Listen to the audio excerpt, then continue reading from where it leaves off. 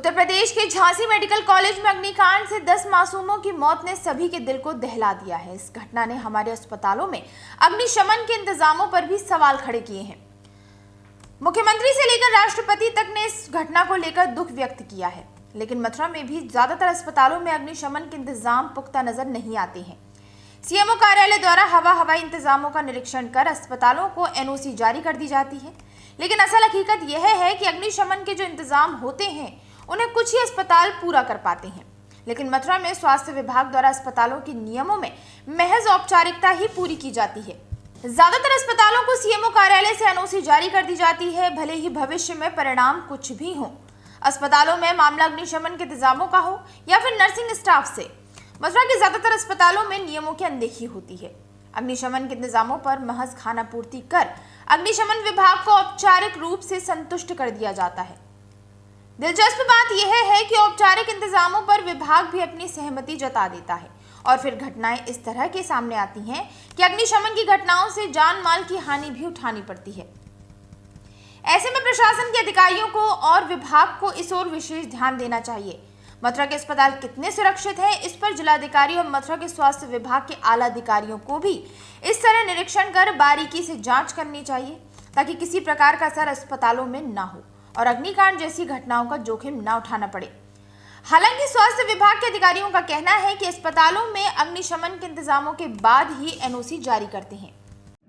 Doctor साहब, जिस तरह अस्पतालों में अग्निकांड की घटनाएं होती हैं, मथुरा में किस तरह के इंतजाम हैं? देखिए, जो भी अस्पताल हमारे यहाँ रजिस्ट्रेशन के लिए आते हैं, जो भी प्राइवेट अस्पताल हैं, चाहे हमारे सरकारी अस्पताल हैं, उनको जो रजिस्ट्रेशन की प्रक्रिया है उसमें फायर एनओसी एक इम्पोर्टेंट डॉक्यूमेंट होता है और एक एसेंशियल डॉक्यूमेंट है। बिना उसके एनओसी जो नहीं में होती है फायर की, तो उसका रजिस्ट्रेशन नहीं दिया जाता है। सभी अस्पतालों में फायर इक्विपमेंट लगे हुए हैं, फायर सेफ्टी सिस्टम लगा हुआ है, उसके बिना हम किसी को रजिस्ट्रेशन नहीं देते हैं। जिला अस्पताल है, हमारे संयुक्त चिकित्सालय वृंदावन है, इसके अतिरिक्त हमारे सीएससी पीएससी है, सभी जगह इसकी व्यवस्था सुनिश्चित की जा रही है। मथुरा के अस्पताल कितने सुरक्षित हैं, ये एक बड़ा सवाल है। सवाल इसलिए कि झांसी में जिस तरीके से अस्पताल में अग्निकांड हुआ है, 10 मासूमों की जान चली गई है। आखिर मथुरा के अस्पतालों में क्या अग्निशमन के इंतजामात पूरे हैं, ये सबसे बड़ा सवाल है। हालांकि मथुरा में भी इसमें अगर देखा जाए तो कुकुर मुत्तों की तरह अस्पताल खुलते जा रहे हैं। क्या सभी की एनओसी मानकों के अनुसार दी जा रही है? अग्निशमन विभाग द्वारा एनओसी जारी की जा रही है, स्वास्थ्य विभाग द्वारा भी एनओसी की जा रही है। सबसे बड़ा सवाल है कि क्या मथुरा के अस्पतालों में अग्निशमन विभाग द्वारा जो निर्धारित जो गाइडलाइन पूरी बनाई गई हैं, क्या वो पूरी हैं? लेकिन सीएमओ कार्यालय से लगातार सभी को एनओसी जारी की जा रही है।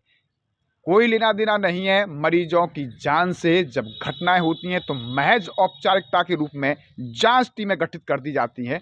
सबसे बड़ा सवाल यह है कि मथुरा के अधिकारियों को भी ध्यान देना चाहिए। क्या मथुरा के अस्पताल सुरक्षित हैं?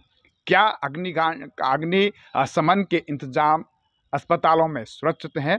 क्या कोई अग्निकांड की घटना होती है तो क्या वहाँ सभी सुरक्षित रह सकते हैं?